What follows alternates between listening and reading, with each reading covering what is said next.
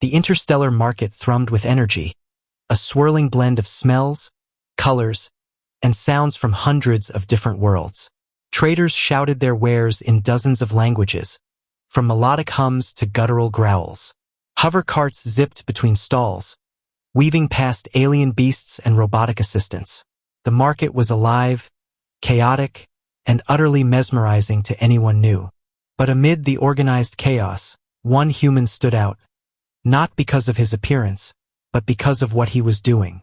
Kellen, a human mechanic and trader with sun-kissed skin, dirt-smudged clothes, and hands calloused from hard labor, was bent over a battered hover cart, scrubbing it with a rag soaked in soapy water. To him, it was a simple chore, an ordinary way to keep his gear clean and functional. The soap bubbled and fizzed as Kellen rubbed the rusted metal, humming a tune from Earth's old folk songs. He barely noticed the strange glances from the passing aliens, some amused, some confused. For many of them, water and soap were rare commodities or even taboo. To Kellen, it was just cleaning. Nearby, standing with quiet dignity yet undeniable strength, was Zara, a warrior from the track species.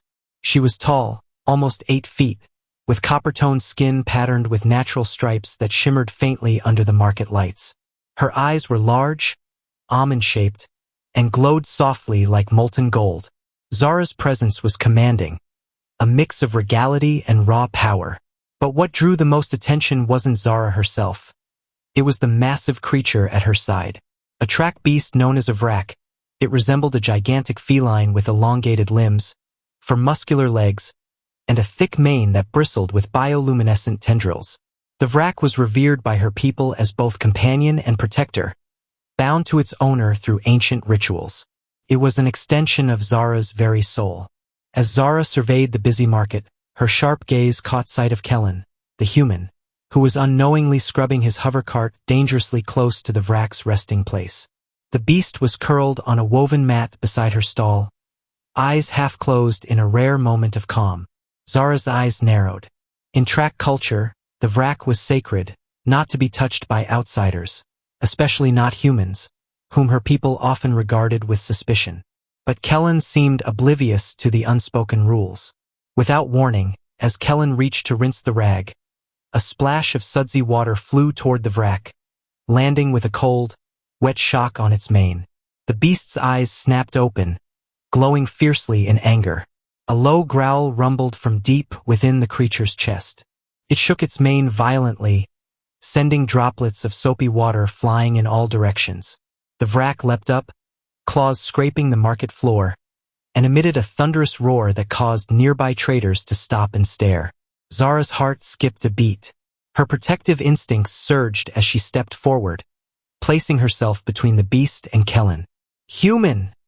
Her voice cut through the noise, firm and commanding in the common tongue. "What do you think you're doing?"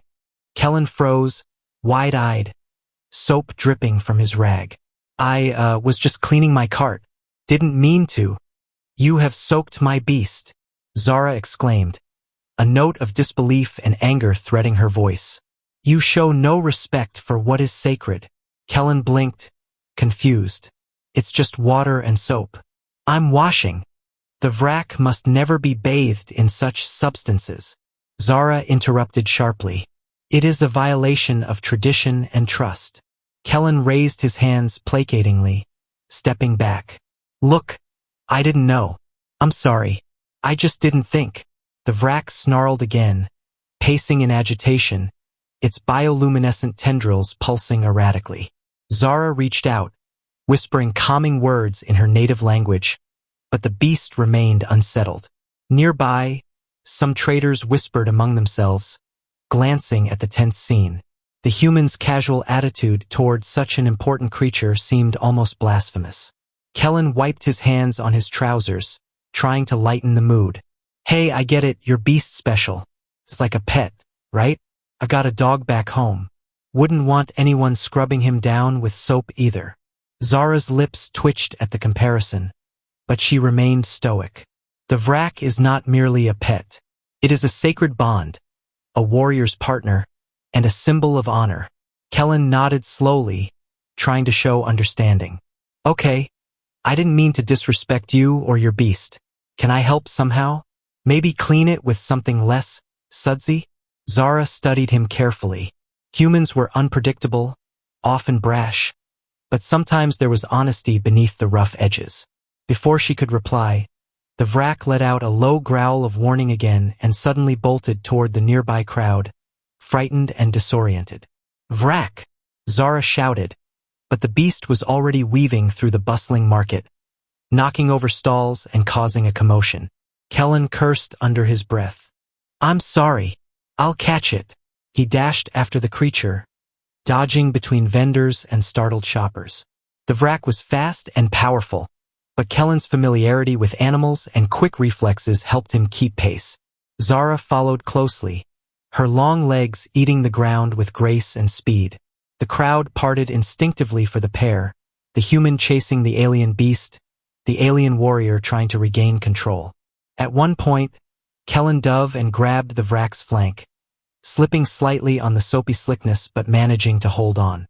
The beast snarled, muscles tensing as it tried to shake him off. Easy, easy, Kellen muttered, careful not to hurt the creature. I'm not going to hurt you. Just calm down. Zara arrived, kneeling beside the beast and murmuring softly. Slowly, the Vrak's tense body relaxed, its glowing tendrils dimming to a steady pulse. Kellen looked up at Zara, breathing hard. Guess I really messed up, huh? She gave a small nod, then surprisingly softened her tone. Yes, but you did not run away. That shows more courage than many humans. Kellen shrugged, wiping sweat from his brow. I'm not a quitter. Plus, I owe your beast an apology. Zara studied him a moment longer, then stood. Come, we must return before the elders hear of this incident. As they walked back, the awkward silence stretched between them, filled with unspoken curiosity. Kellen glanced at Zara, intrigued by her strength and quiet dignity. Zara observed Kellen, noting the genuine kindness beneath his rough exterior. Neither wanted to admit it yet, but the collision of their worlds had sparked something neither expected. Back at the stall, Zara began carefully examining the Vrak, wiping Suds away with a damp cloth. The beast will recover, she said softly, but humans must learn to respect our customs. Kellen smiled ruefully. And humans will teach aliens the value of soap. Zara's lips twitched into the faintest smile. Perhaps there is hope for our strange partnership. The market buzzed on around them, unaware that amid the clamor, a human and an alien girl had just taken the first fragile steps toward something neither fully understood, something that might change both their worlds forever. After the chaos of the market, Kellen and Zara found themselves in a surprisingly quiet corner of the trade hub, near the edge of a bustling bazaar where travelers and merchants alike gathered for rest and supplies. The Vrak lay stretched out on a large woven mat beneath a shaded awning, still showing signs of agitation but slowly calming under Zara's careful touch. I didn't mean to cause all this trouble, Kellen said, watching as Zara meticulously cleaned the remaining soap from the Vrak's thick mane. Back on Earth, washing a beast is just normal. Zara glanced at him, her glowing eyes flickering with a mix of amusement and exasperation. Normal? For your people, perhaps. For mine, it's a sacred ritual performed only in private, with precise herbs and oils. Soap and water? Such crude substances could harm the beast's spirit. Kellen scratched the back of his neck. Yeah, well, I don't exactly have a recipe for alien beast spa treatments, but I'm good with animals. I'm sure I can help nurse your friend back to health. She raised a brow. Why would you care so much about a creature you barely know? Because, Kellen said with a grin, it's not every day you get to play hero to a nearly 8-foot glowing alien kitty. Besides, I'm guessing you're pretty attached to this beast. Zara's posture softened. The Vrak is more than attachment. It is my partner in battle, my confidant, my protector. Losing it would be like losing a part of myself. Kellen nodded, understanding more than he let on. I get that. I lost someone important once. Makes you realize how much the people, and beasts, you care about mean to you. The Vrak let out a low rumble, as if acknowledging their shared pain. For a moment, silence stretched between them, filled only by the ambient noise of the market. Then Kellen broke the quiet. "So what now? You can't just leave it lying here." Zara sighed. "I must return it to the sanctuary where it was raised. The elders will decide if it can recover from this disrespect." "Sounds like a long trip. Mind if I tag along? I'm pretty good at keeping trouble at bay." She studied him skeptically. "You ask to accompany me despite causing this problem?" Kellen shrugged. "Consider it an act of penance." Zara hesitated, then nodded. "Very well, but you must follow my lead." Their journey began just as the twin suns dipped below the horizon, casting the market in shades of pink and violet. Kellen found himself walking beside Zara, the contrast between their worlds more apparent than ever. She moved with the grace of a seasoned warrior, her every step confident and purposeful. He, on the other hand, felt clumsy in his human frame, tripping over uneven stones and adjusting to the unfamiliar gravity. The path led them through dense alien forests where towering crystalline trees chimed softly in the breeze, their branches glittering with luminescent leaves. Kellen paused often, marveling at the strange beauty. "You seem fascinated by everything," Zara observed with a hint of a smile. "I can't help it. Your world is unlike anything I've ever seen. Back home, trees don't sparkle." As night fell, they set up camp near a clear, bubbling stream. Zara tended to the vrac, mixing herbal pastes and murmuring incantations in her native tongue. Kellen pitched in, gathering firewood and trying to mimic her gestures with the herbs. His attempts at rituals were clumsy but earnest, causing Zara to chuckle despite herself. "You humans are amusing," she said. "So direct and unafraid of the unknown." "Yeah, we're kind of like that. Maybe too much sometimes," Kellen admitted. "But I guess that's why we survive."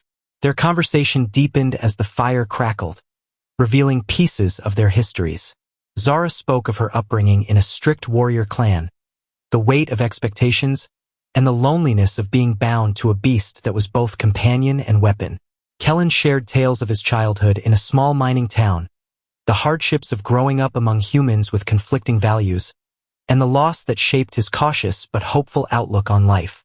Between stories, they laughed over cultural misunderstandings, like when Kellen tried to offer the vrac a snack, some strange, spicy earth jerky he carried, only to see the beast recoil with disdain.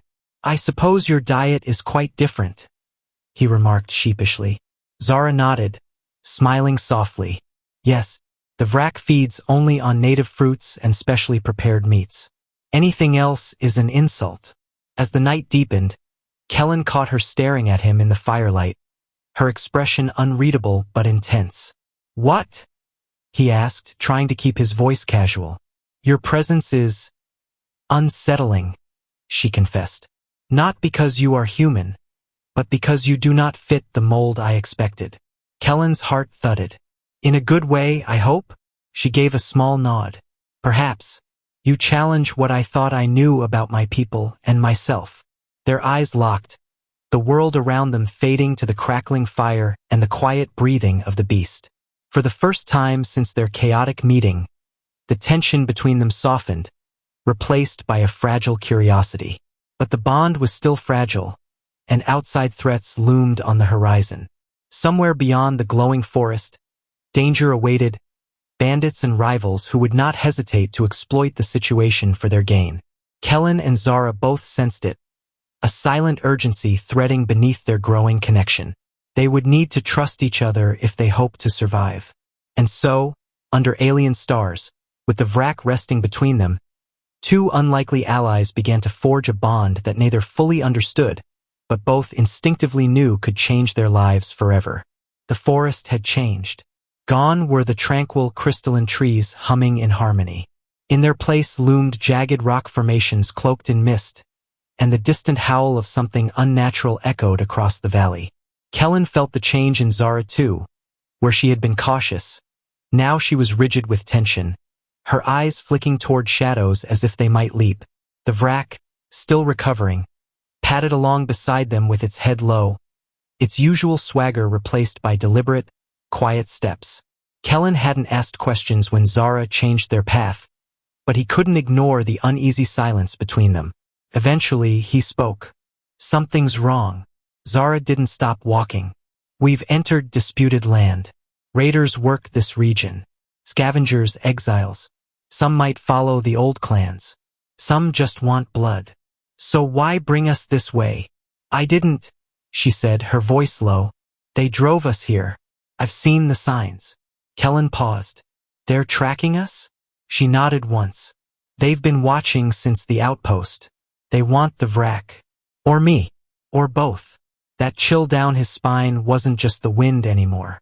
They found shelter in a narrow rock crevice as evening settled, lighting no fire. Zara wrapped the Vrak in its saddle blanket and moved with quiet precision, setting traps with filaments too fine for human eyes.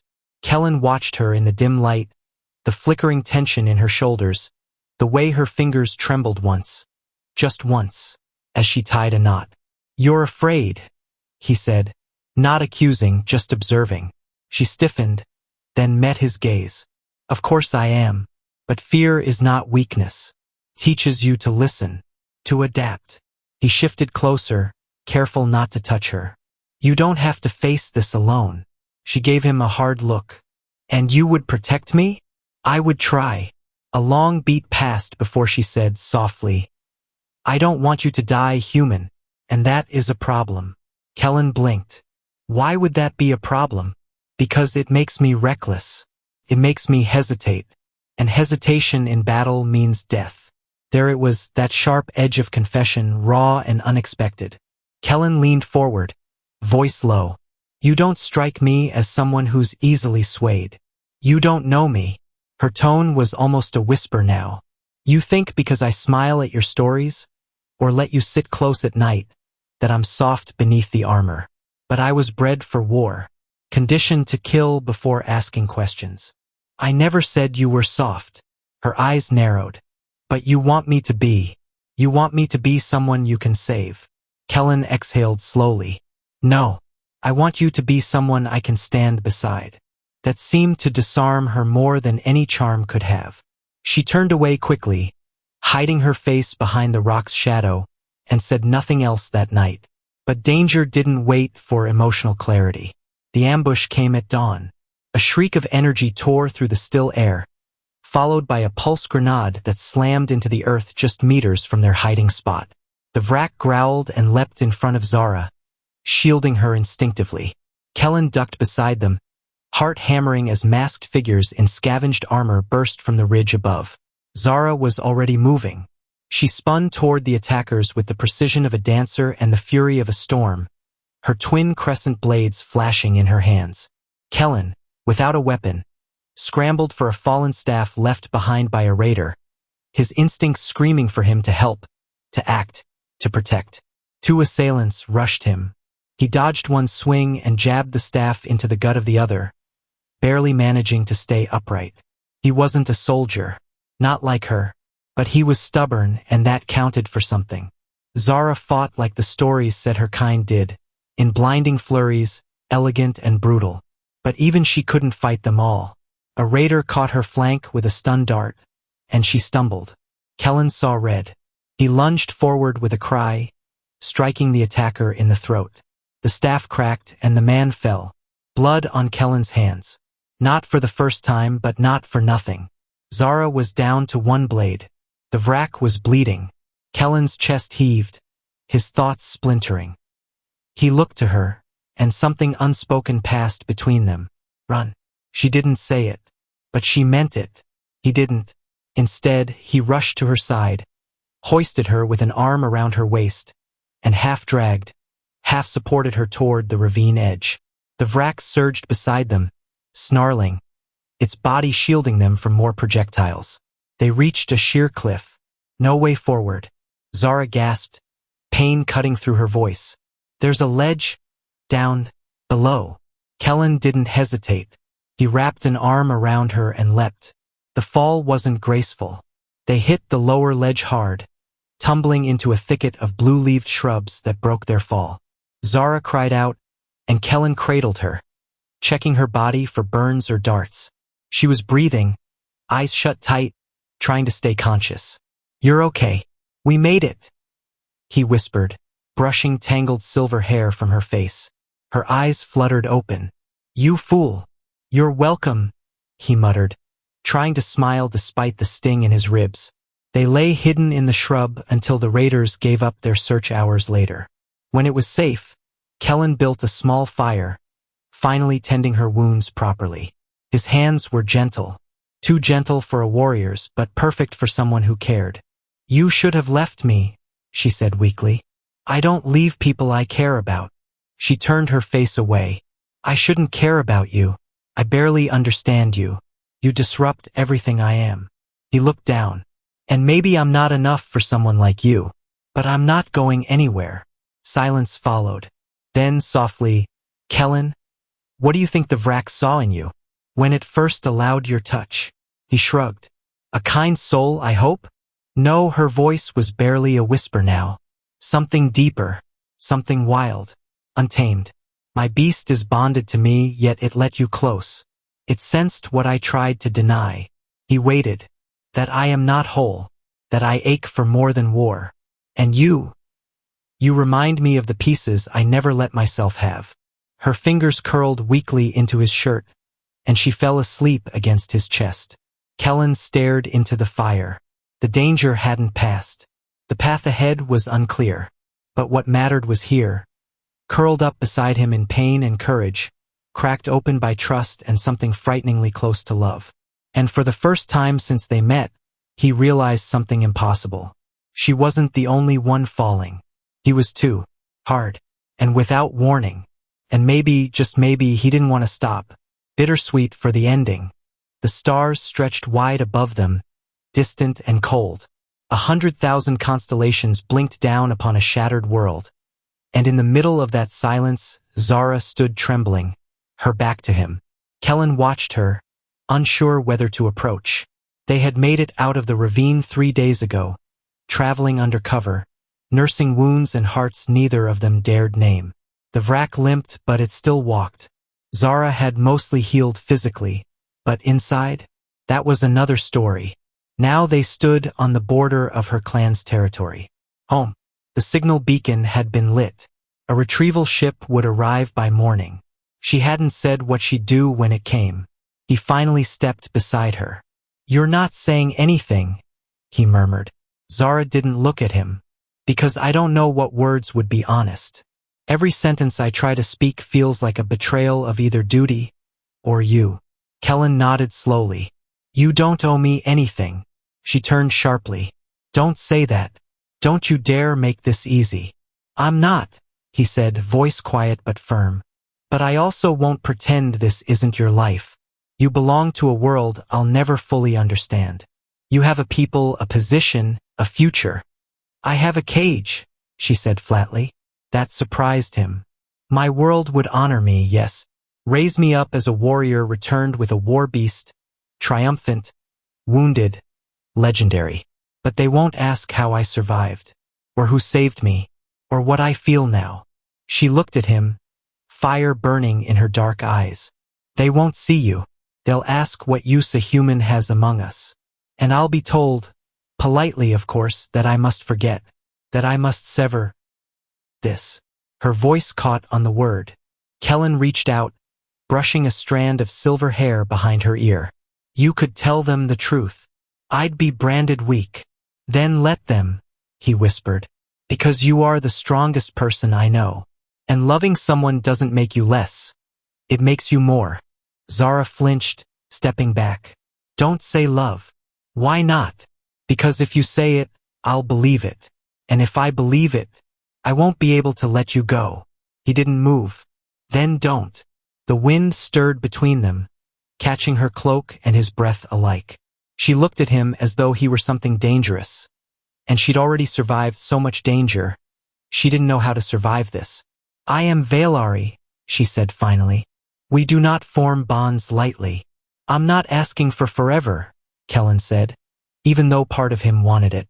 Just don't walk away like none of this mattered. Zara stepped forward slowly, each motion deliberate, her fingers reaching for his. Their hands met, warm and alive. She brought his hand to her lips.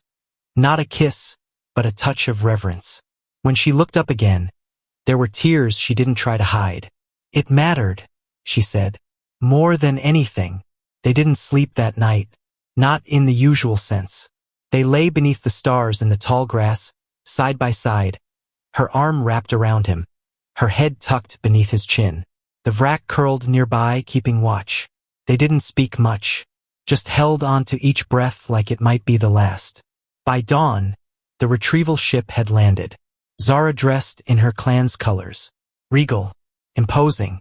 She stood tall as she approached the vessel, flanked by guards who bowed in deference. Her people welcomed her like a hero returned from death. She didn't look back once as she boarded. Kellen stayed in the field, eyes dry but burning.